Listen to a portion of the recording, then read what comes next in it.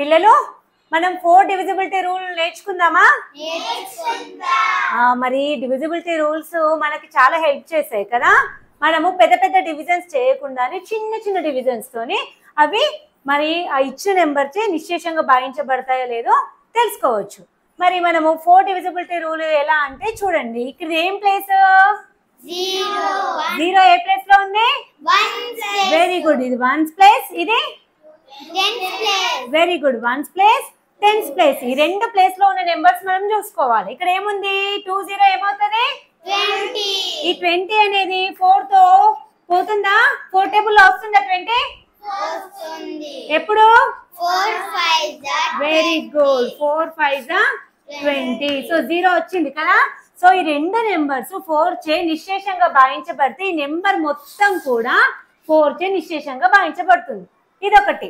ఇంకొకటి ఏంటి rule? 2 zeros 1's place లో 10's ప్లేస్ లో 2 zeros ఉంటే కూడా ఆ నెంబరు 4 చే నిశ్శేషంగా భాగించబడుతుంది. చెప్పండి, ఈ నెంబర్ 4 చే నిశ్శేషంగా భాగించబడుతుంది. ఇక్కడ ఏమున్నాయి? 2 8 28. 4 టేబుల్ 28 వస్తుందా? వస్తుంది. సో ఈ నెంబర్ కూడా నిశ్శేషంగా భాగించబడుతుంది. ఇక్కడ చూడండి 12 ఉంది. 4 టేబుల్ 12 వస్తుందా? వస్తుంది. ఎప్పుడు? 4 3 12. Very good. సో ఈ నెంబర్ కూడా 4, ఈ మొత్తం నెంబర్ కూడా 4 చే నిశ్శేషంగా భాగించబడుతుంది. 1's ప్లేస్ 10's ప్లేస్ చూసుకోవాలి.